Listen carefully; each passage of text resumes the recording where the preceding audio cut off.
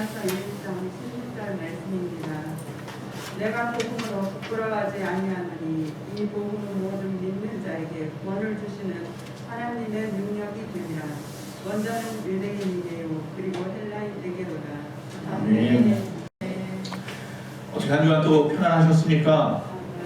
오미크론이 너무나 빨리 확산이 되어서 많은 사람들 우리 주변 너무 가까이에 있는 것 같습니다. 여러분 개인 위생 또 방역 철저하게 잘 지켜주시기 바랍니다. 자, 오늘 하나님의 말씀은 제목이 무엇입니까? 하나님이 찾으신 사람 세 번째 무엇이죠? 복음을 부끄러워하지 않는 사람. 할렐루야. 복음을 부끄러워하지 않는 사람을 하나님이 찾으십니다. 앞에 걸 좀 기억을 하십니까? 첫 번째가 뭐였습니까? 참된 예배자를 하나님이 찾으신다는 말씀이 첫 번째 말씀이었습니다. 그래서 주의 장막을 사모하는 자, 주의 장막에 머무는 자, 영과 진리로 예배하는 자를 하나님이 찾으신다고 했습니다. 두 번째가 뭐였습니까? 지난주 빛과 소금이 되는 자를 하나님이 찾으신다고 또 말씀했습니다. 자기 속에 거하는 것을 남에게 내어준다고 지난주에 말씀한 적이 있습니다. 우리 안에 무엇이 있습니까? 빛된 삶, 소금된 삶을 살고 있습니까? 나 자신을 돌아봐야 한다고 했습니다. 혐오의 시대에 우리가 살고 있습니다. 이 혐오의 시대에 기독교가 오히려 많은 사람들이 거부할 수 없는 기독교가 되어야 하는데 그러기 위해서 빛과 소금이 되라고 말씀을 했습니다. 그래서 우리가 회개할 때 옛사람이 새 사람으로 변화될 때 우리가 빛과 소금이 될 수 있다고 말씀을 했습니다. 그래서 빛과 소금이 되는 삶은 제가 몇 가지 말씀을 드렸습니다. 전문성이 있어야 되고 정직하고 유익하고 하나님 앞에 영광 돌리는 것이라고 말씀했습니다. 그러면서 그런 그리스도인이 되어야 한다는 말씀을 했죠. 이 그리스도인의 원어의 뜻에 보면 그런 의미가 들어있는 겁니다. 끌어당기는 매력, 즉 그리스도에게 끌어당기는 힘이 우리 가운데 있어야 한다고 말씀을 나눴습니다. 세 번째 바로 오늘 말씀, 또 하나님이 찾으시는 자는 자 예배자, 또 빛과 소금, 세 번째 복음을 부끄러워하지 않는 자라. 오늘 말씀은요 굉장히 중요한 말씀입니다. 우리가 평생 예수 믿으면서 살아가면서 오늘 이 말씀은 평생 잊어버려서도 안 되고 꼭 붙잡아야 되는 말씀입니다. 여러분 귀를 좀 쫑긋하시고 졸지 마시고 옆 사람하고 이야기하지 마시고 좀 저한테 좀 집중해 주시면 감사하겠습니다. 자, 복음을 부끄러워하지 않는 사람이라고 했는데 복음이 뭡니까? 복음. 자, 우리가 지금 로마서 1장 읽었죠? 우리가 수요일 예배 때 요새 로마서를 보고 있습니다. 지난 수요일에 나오신 분이 여기 몇 사람 안 계셔서 대부분 다 처음이시니까 오늘 말씀을 좀 다시 전해야 될 것 같아요. 자, 로마서 1장 1절을 한번 보시면, 눈으로 좀 보시면 로마서 1장 1절엔 이렇게 되어 있습니다. 세 가지로 바울이 자기의 정체성을 이야기하고 있습니다. 그것은 무엇이냐면 첫 번째, 그리스도의 종이라고 말하고 있습니다. 자신을. 그리고 사도로 부르심을 받았다고 말하고 있습니다. 세 번째, 복음을 위해서 택정함을 입었다고 말하고 있습니다. 바울은 자신이 누구인지 정확한 정체성을 가지고 사는 사람이에요. 저와 여러분도 마찬가지여야 합니다. 내가 누구입니까? 나는 누구입니까? 나는 세상에서 누구, 이게 중요한 게 아니라 하나님 앞에 나는 누구입니까? 바울은 복음을 위해서 내가 택정함을 받았다. 그래서 목숨 걸고 복음을 전했다는 거죠. 자, 도대체 이 복음이 뭐길래 복음을 위해서 바울이 택정함을 입었다고 말을 하느냐? 2절에 보니까 그 정확한 의미가 나와 있어요. 2절에 보니까 이렇게 말하고 있어요. 복음은 무엇이냐 하면 하나님의 선지자들을 통하여 그의 아들에 관하여 성경에 미리 약속하신 게 복음이다 그랬어요. 즉 하나님이 주체예요. 예수 그리스도가 예수 그리스도의 복음이 아니라 하나님의 복음이에요. 그 복음이 예수 그리스도인 거죠. 하나님이요 이미 구약에서 우리가 죄를 지은 그 순간부터 에덴 동산에서 쫓겨난 그 순간부터 많은 선지자들, 많은 성경을 쓴 사람들을 갖다가 통하여서 그의 아들 예수 그리스도 메시아에 관하여 미리 약속하신 것이다. 즉 복음은요 예수님이 이 땅에 오셔부터 시작한 게 아니라 이미 우리가 죄를 지은 그 순간부터 하나님이 계획하고 계셨던 거예요. 이미 구약에서부터 수천 년 전부터 예수님 오시기 전부터 계획하고 있었던 그분, 그 하나님의 아들에 관한 이야기가 뭐다? 복음이라고 분명히 말하고 있어요. 그러면 하나님의 아들이 예수라는 그런 증거는 그럼 어디 있습니까? 3절 4절에 나와 있습니다. 3절에 보니까 또 이렇게 말씀하고 있습니다. 자, 예수님이 바로 메시아라는 증거는 그의 아들에 관하여 말하면 육신으로 다윗의 혈통에 사나셨다 그랬습니다. 즉 다윗과 아브라함의 씨, 그가 바로 예수 그리스도 아닙니까? 그래서 마태복음에 보면 예수 그리스도는 다윗의 계보라고 분명히 말하고 있습니다. 또 네 번째 4절에 보니까 성결의 영, 즉 깨끗한 영, 성령을 말하는 거죠. 하나님의 성령으로는 어떤 사람이냐? 죽은 자들 가운데 부활하셔야 한다고 말하고 있습니다. 자, 다윗의 혈통이어야 됩니다. 육신으로는. 근데 영으로는 뭐예요? 부활하신 자, 죽었다 부활하신 자가 말합니다. 그분은 오직 누구밖에 없다? 예수 그리스도밖에 없어요. 이 땅에 수많은 이단들이 있어. 이만희도 있고 안사람도 있고 많은 이단들이 있지만 그들은 누구도 죽었다가 다시 살아나지 않았어요. 오직 예수가 그래서 뭐다? 복음인 거죠. 그래서 내가 복음을 부끄러워하지 않는다는 것은 바로 그 하나님의 아들을 부끄러워하지 않는다는 거예요. 예수 그리스도가 부끄럽습니까? 교회 다니시는 것이 부끄럽습니까? 하나님은 누구를 찾느냐? 복음을 부끄러워하지 않는 자, 예수를 부끄러워하지 않는 자, 교회를 부끄러워하지 않는 자를 찾고 계신다고 말씀하고 있습니다. 자, 다시 한번 오늘 본문을 읽어보도록 하겠습니다. 다 같이 한번 읽어보겠습니다. 시작. 내가 앞에 좀 넘겨주세요. 다 같이 읽겠습니다. 시작. 내가 복음을 부끄러워하지 아니하노니 이 복음은 믿는 자에게 구원을 주시는 하나님의 능력이 되니라. 먼저는 유대인에게요 그리고 헬라인에게로다. 바울이 로마 교회에다가 편지를 보내면서 나는 복음을 뭐한다고요? 절대 부끄러워하지 않아. 하나님 나를 복음을 위해서 택정하셨거든. 복음은 하나님의 아들에 관한 거야. 그 하나님의 아들은 다윗의 혈통을 태어났고 또한 그분은 죽었다 살아나신 분이야. 바로 예수 그리스도죠. 예수 그리스도를 나는 부끄러워하지 않아. 왜 내가 예수 그리스도를 부끄러워하지 않는 줄 알아? 그 다음에 쭉 나오죠. 자, 다시 고린도전서 1장 23절을 한번 읽어보겠습니다. 고린도전서 1장 23절에 보니 이렇게 말씀합니다. 우리는 십자가에 못 박힌 그리스도를 전하니 유대인에게는 꺼리는 것이요 이방인에게는 미련한 것이로되 라고 말하고 있습니다. 고린도 교회에다 바울이 보낸 편지에는 뭐라고 말하고 있냐면 십자가에 못 박힌 그리스도를 나는 전한다. 이게 복음을 전하는 건데 근데 유대인들은 그 예수 그리스도를 거리낀다고 말하고 있고 또한 이방인들, 헬라인들은 미련하다고 말하고 있다라고 말하는 거예요. 오늘 말씀에는 이 복음이 먼저는 유대인에게요 그리고 헬라인에게 전해져야 된다라고 말하고 있는데 헬라인들은 왜 복음을 갖다가 부끄러워합니까? 복음을 갖다가 미련한 것이라고 말하느냐? 오늘 말씀에 보면 이 헬라인들은 헬라 철학이 강한 사람들이에요. 많이 배웠다고 생각하는 이성적인 사고를 가지고 있는 사람들이 그들이 볼 때는 이해가 안 되는 거예요. 구원받으려면 차라리 착한 일을 해서 구원받는다고 하는 것이 맞지 어떻게 예수만 믿으면 죄인도 구원받는다고 하느냐. 이건 말이 안 돼. 세상적인 방법, 세상적인 사고로 생각으로 이해가 안 돼. 그렇기 때문에 이 복음을 전하는 그리스도인들은 미련한 사람들이야 라고 말을 한다는 거죠. 그렇습니까? 그렇지 않습니다. 하나님이 그 방법밖에는 없어서 그 방법을 통해서 우리를 구원하시는 것입니다. 우리 스스로 선해질 수 없고 거룩할 수 없는 것을 하나님이 너무나도 잘 알기 때문에 유대인들은 왜 그러면 이것을 거리끼고 수치스럽게 생각하느냐? 예수 그리스도를 이단이라고 생각하기 때문이죠.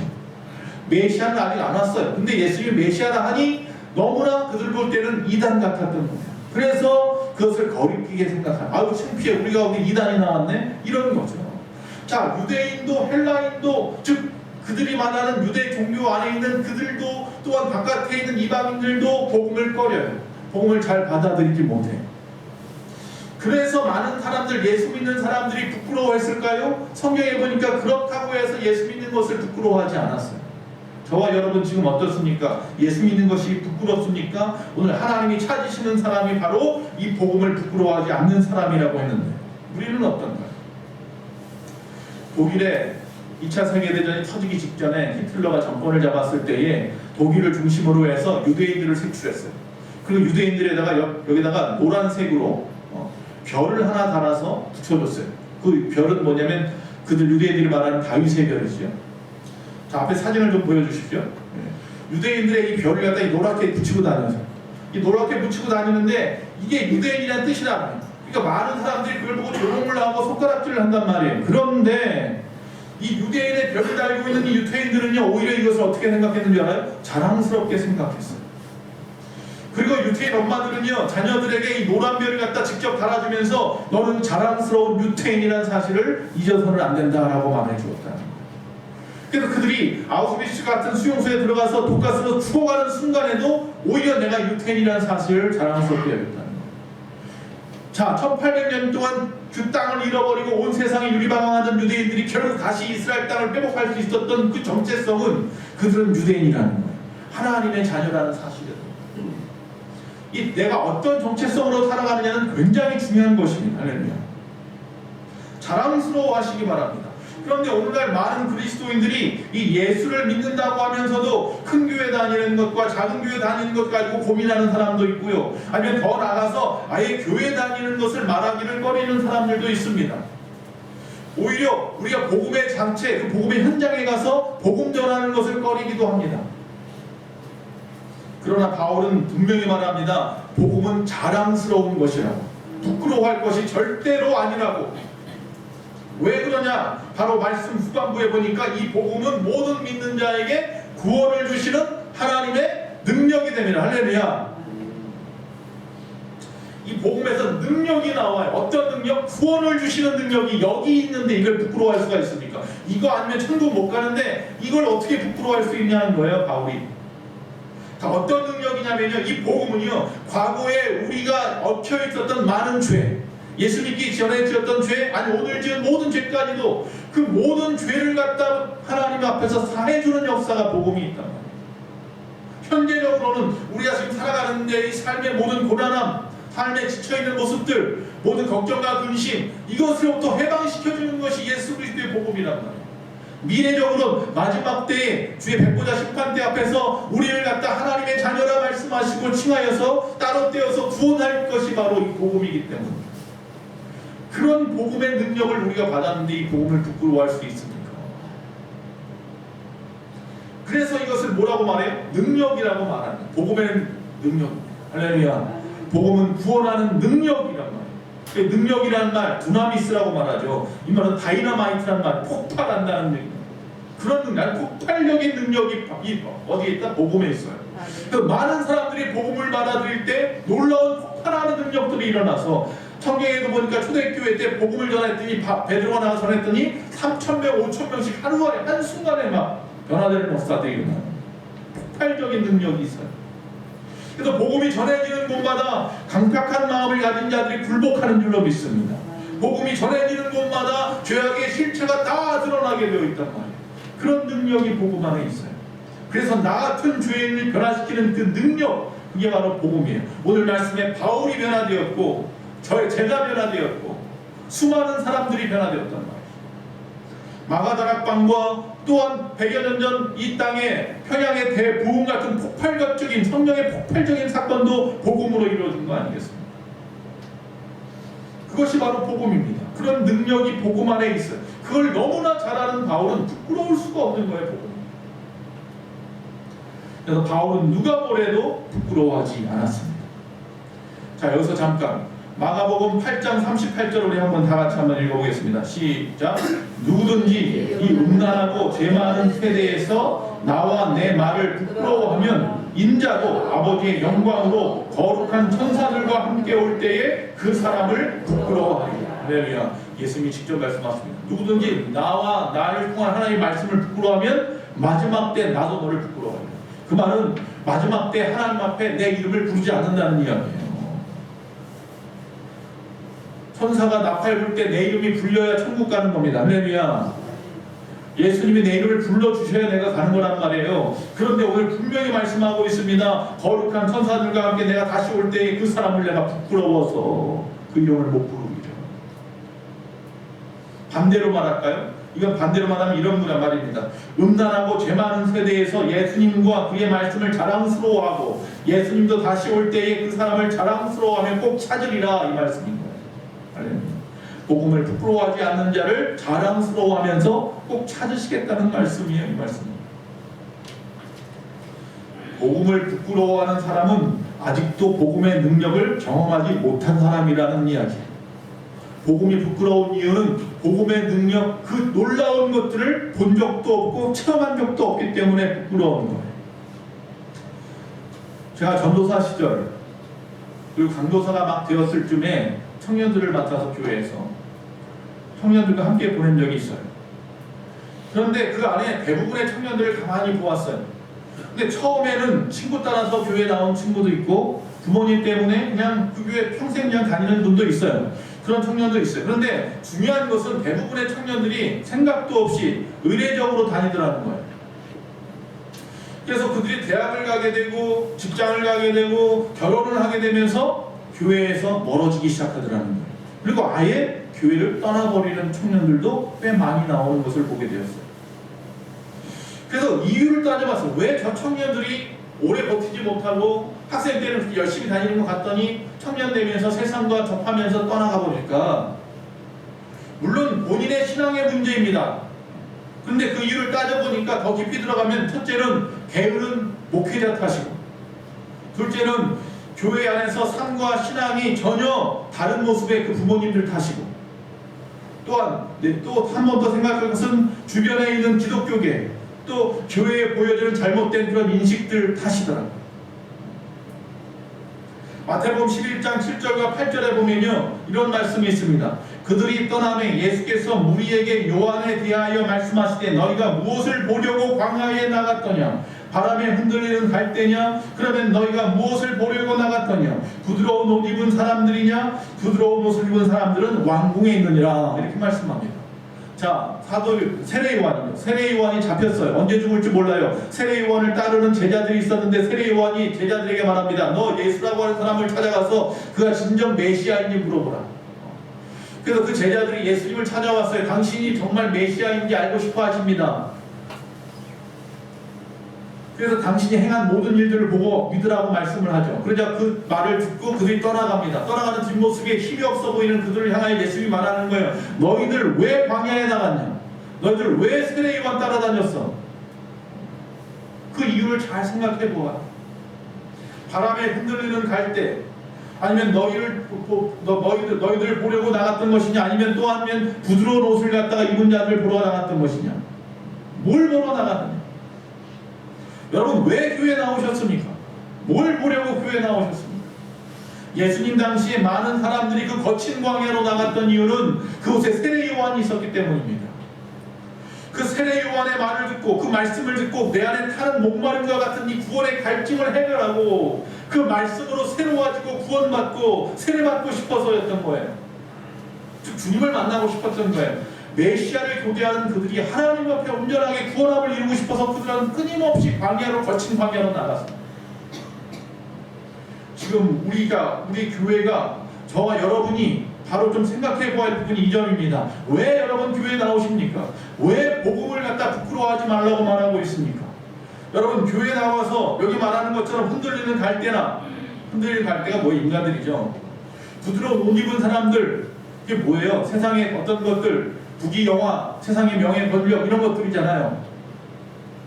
그런 건 세상에서 얻을 수 있습니다. 교회 나오지 않아도 세상에서 살아가면서 필요한 것들은 얻을 수 있어요. 그럼 왜 교회에 나오셨습니까? 구원받기 위해서 아닙니까? 주님을 믿기 위해서 아닙니까? 근데 왜 그 자체, 그 복음을 갖다 부끄러워하느냐? 그때 그 청년들을 향해서 어떤 방법이 있을까 생각을 했습니다. 그리고 청년들을 맡은 담당자로서 주일마다 예배가 끝나는 오후 예배까지 청년들이 지치죠. 어떤 청년은 주일 아침 일찍 와서 어린아이들 교발, 즉 주일학교를 하는 거예요. 그거 끝나면 한 10시서부터 11시까지 예배 전까지 성가대 연습을 해요. 찬양대 연습을 해요. 찬양대 연습이 끝나고 10시부터 11시부터 12시까지 예배를 합니다. 예배 끝나고 점심 먹으면 또 곧바로 찬양대 설 준비를 해요. 그리고 나서 오후 예배를 드려요. 그럼 이제 완전 풀이 죽어요. 지쳐버리는 청년들이 있는 거예요. 그런데 그 이후에 또 청년의 모임이 있어요. 그게 도망가는 거예요. 다들 안 모이려고 해요. 그냥 억지로 붙잡아서 한 명씩, 두 명씩 붙잡아 놓고, 그리고 나서 뭐예요? 성경 공부를 하기 시작했어요. 힘들어하지만, 처음에 힘들어했지만 성경을 가르치기 시작했어요. 또 기도회를 했어요. 한 사람 한 사람의 문제들을 내놓게 해서 그 문제를 가지고 같이 기도하기 시작하고, 또 그 가운데 순간순간 하나님 저에게 지혜를 주셔서 그들의 꼭 필요한 말씀들을 찾아서 이야기해 주기 시작했어요. 변화되기 시작합니다. 그들이 복음에 대해서 깊이 이해가 되어지고 그러면서 그 마음의 문이 열리기 시작했습니다. 그냥 예수 믿으면 구원받는다, 천국 간다, 너무나 당연해서 어떻게 보면 굉장히 통념적으로 느껴지는, 피상적으로 느껴지는, 그래서 바울이 도의 초보라고 말했던 그 도의 초보에만 매여 있었던 그들이 이제는 구원의 기쁨이 뭔지, 이제는 주님의 사랑이 깊어지는 것을 느끼게 되었던 거예요. 그 머리로 믿던 자들이 이제 가슴으로 믿기 시작하는 거예요. 그 안에서 그냥 지식적으로 알고 있었던, 의례적으로 그냥 왔다 갔다 했던 신앙이 이제 즐거워지기 시작하는 거예요. 기뻐지기 시작하는 것이고, 이제 그 마음에 주님을 갖다가 탐구하고 싶은 마음들이 강해지기 시작하는 거예요. 그들이 점점 교회 안에서 그런 모습이 보여지기 시작했습니다. 더 이상 보여지는 교회나 불러배우는 복음이 아니라 그곳에 계신 주님을 만나는 기쁨이 그들을 갖다 감싸기 시작했습니다. 복음을 전함으로 누리는 하나님이 간섭하신 그 능력을 체험하기 시작했다는 겁니다. 즉 그래서 예배에 집중하기 시작합니다. 말씀에 집중하기 시작합니다. 그러다가 그 청년들과 함께 일본을 선교하러 간 적이 있었어요. 일본에 있는 그 한국 한인 목사님이 하는 교회인데 전부 다가 거의 한 90%가 일본 사람들만 모여있는 교회예요. 그 교회 한 100여 명 이상, 그 당시는 한 100여 명, 그 이후에 한 500명까지 들었었는데 한 100여 명 정도 모일 때였어요. 벌써 한 20년 전 얘기입니다. 그곳에 그 청년들을 데리고 갔어요. 가서는 이 척박한 땅, 이 일본 땅에서 선교하시는 선교사님을 위로하고 그들에게 복음을 전해야겠다. 우리가 뜨겁게 예배하는 모습으로 본이 보여야겠다. 이러고 갔어요. 갔는데 딱 가는 날, 그날이 수요일이었나 그랬는데 저녁 예배를 드리는데 우리가 다 깨져버렸어요. 얼마나 뜨겁게 일본 사람들이 기도하고 예배하는 거죠. 자기 나라를 위해서 눈물을 흘리면서 막 펑펑 울어요. 찬양을 하는데 막 팔짝팔짝 뛰면서 춤을 추어요. 예배가 다 끝나고 집에 안 가요. 한 사람 한 사람 마지막 찬양할 때 서로 끼어안고 엉엉 울면서 기도해요. 이 사람하고 끼어안고 막 기도하다가 또 저 사람하고 끼어안고 막 기도하다가 우리 청년들 한 10여 명 갔는데 뒤에 앉아가지고 멍하니 쳐다만 보고 있는 거예요. 충격받았어요. 한국이 뜨거운 교회, 뜨거운 나라라는 줄 알았는데 아니 이 교회는 어떻게 된 거야? 전부 일본 사람들인데. 저녁에 그 교회에서 준비한 그 선교센터가 있어요. 오사카 한쪽 변두리에 한 10평도 안 돼. 10평도 안 되는데 4층이야. 그러니까 계단하고 방 하나, 계단하고 방 하나 이렇게 되어 있는 아주 일본식 그런 건물이에요. 아주 오래된 건물인데 거기서 이제 자고 거기서 이제 모든 일을 3박 4일 동안을 일을 했던 기억이 나요. 나와서 주변 관광도 하다가 저녁에 또 모여서 집회하고 그랬던 기억이 나요. 저녁에 돌아오면요 10시가 다 돼요. 근데 한 명도 잘 생각을 안 해요. 씻고서 한 대 모여, 한 가장 큰 방에 모여 앉아서 멍하니 있는 거예요. 나만 쳐다봐. 그러는 거예요. 강도사님, 목사님, 전사님, 우리 어떻게 해요? 이러는 거예요. 우리나라 어떻게 해요? 라는 청년도 있었어요. 일본에게 뒤지는 것이 싫어서. 그때 어쩔 수 없이 다시 모여서 기도회를 합니다. 하나님이 성령이 가라사대 하니까. 교회에서 했던 것처럼, 주일날마다 교회에서 했던 것처럼 다시 동그랗게 앉아서 말씀을 한 구절 읽고 각자 오늘 느낀 점을 이야기시켰어요. 막 울면서 한 명씩 이야기하기 시작해서 속에까지 막 폭발하기 시작했어요.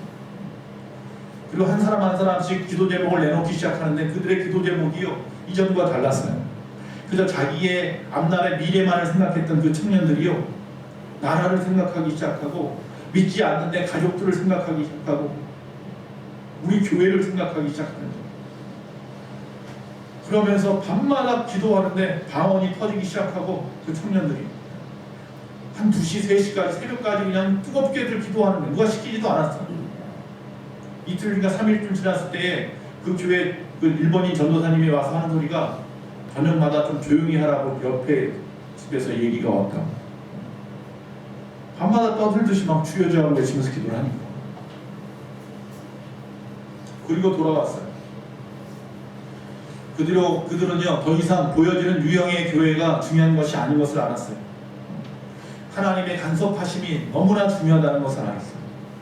교회의 크고 작음이 문제가 아니고 하나님이 간섭하시는 교회를 한다는 거예요. 그래서 그 이후로 그들은 완전히 변화되었어요. 그의 삶이나 그 태도가 변화되었어요. 교회에 와서요 억지로 하는 성가대, 억지로 하는 찬양대, 억지로 하는 예배였던 그들이 변화되기 시작하는, 뜨거워지기 시작합니다.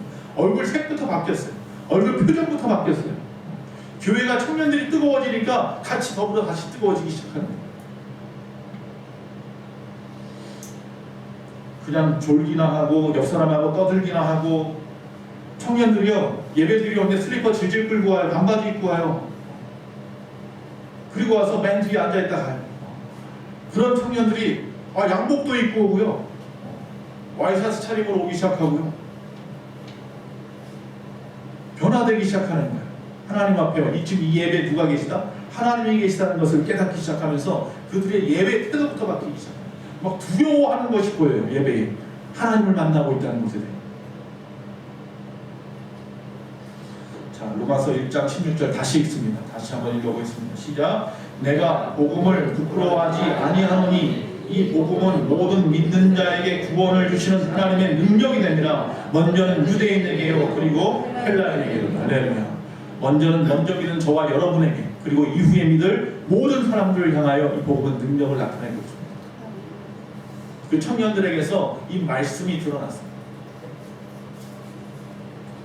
모든 믿는 자에게 구원을 주시는 하나님의 능력이 복음인데, 초대교회야말로 이 로마의 핍박과 유대인의 조롱 가운데서 그들의 복음을 부끄러워하지 않았단 말입니다. 그래서 지금의 이 기독교가 있는 거예요. 그들이 부끄러워하고 감추었다면 그냥 자멸되어질 그들만의 종교였을 거예요. 그가 믿는 주님이 누구신지 정확하게 알았으면, 또한 모든 악에서 그들을 구원해 주실 그분이 바로 하나님 예수 그리스도라는 사실을 확신했기 때문에 부끄럽지 않았어요.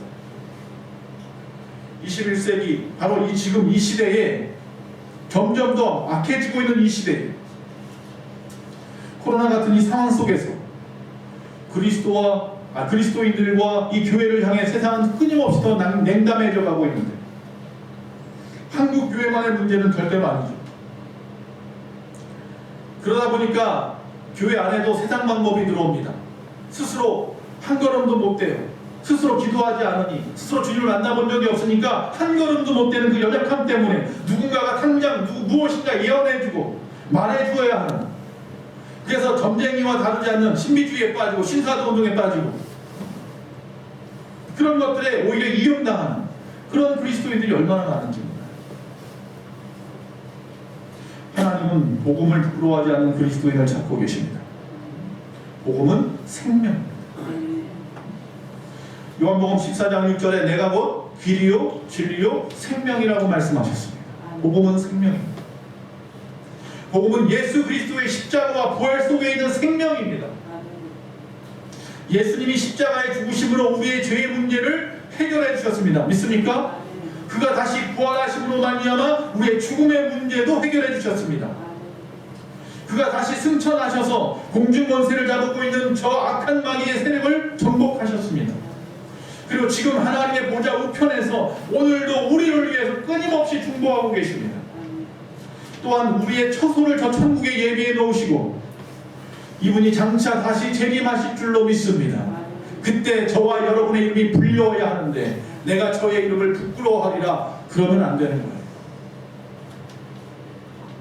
이것이 복음입니다. 복음은 이 사실을 깨닫고 그 깨달은 바울처럼 복음에 미쳤다고 고백할 수 있어야 되는 거예요. 이 복음을 전하지 않으면 내가 화를 당하겠다고 말했던 바울 같은 고백이 우리 가운데 있어야 되는 거예요. 이 복음에 불이 붙으면 내가 무엇을 더 원하겠는가? 바울의 말처럼. 사도행전 20장 24절 말씀을 읽겠습니다. 내가 달려갈 길과 주 예수에게 받은 사명 곧 하나님의 은혜의 복음을 증언하는 일을 마치려 하면은 나의 생명조차 조금 더 귀한 것으로 여기지 않냐노라. 할렐루야. 복음에 죽고 복음에 살고 바울은 그런 사람이었습니다.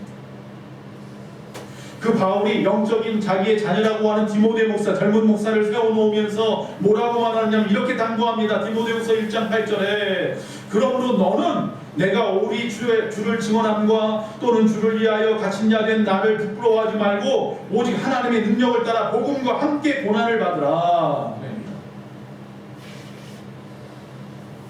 주님을 증언하는 것, 또한 주를 위해서 갇힌 자 된 나, 이런 거 부끄러워하지 말아라. 나가서 예수 믿으세요 하는 거 부끄러워하지 말고 예수 전하다가 이렇게 갇혀있는 나를 보고 부끄러워하지 마. 오직 하나님의 능력을 따라서 복음과 함께 너도 나와 같이 고난받는 것을 즐겨. 할렐루야. 복음을 부끄러워하지 않는 것에 끝나는 것이 아니라 복음 때문에 뭐 하라고 그래요? 고난까지 받으라고 아예 이야기하고. 우리 예수만교회 성도님들이요, 하나님 나라의 그 시민들이요, 초대교회 이 그리스도인들이 가지고 있었던 이 거룩한 특권을 여러분도 사용하시기 바랍니다. 바울이 애절하게 이 디모데에게 당부했던 그 복음, 오늘 이 시간 저도 여러분에게 당부하는 것입니다. 당장 복음을 전하는 것이 부끄럽고 고난당하는 것이 싫어서 그 뒤에 나타나는 하나님의 능력은 본 적도 없고 보지도 않고 체험해 본 적도 없는 그런 얇은 신앙, 그런 신앙은 제발 걷어차 버리시기 바랍니다.